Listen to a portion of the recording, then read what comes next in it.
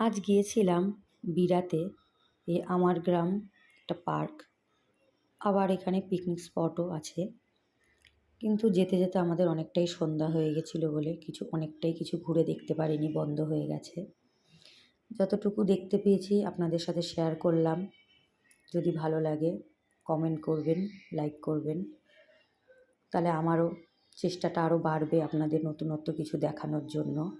Next time আবার যাব, একটু তাড়াতাড়িই যাব, যাতে আপনাদের তুলে ধরতে পারি এই আমার গ্রামে কী আছে না আছে। যতটুকু পেরেছি আপনাদের সাথে শেয়ার করলাম। দেখুন, এখানে একটা বড় পার্ক টাইপের বাচ্চারা খেলছিল। ছোট ছোট কলপের গাছে আম প্রচুর পরিমাণে হয়ে আছে, তাই সেটাও ক্যাপচার করলাম।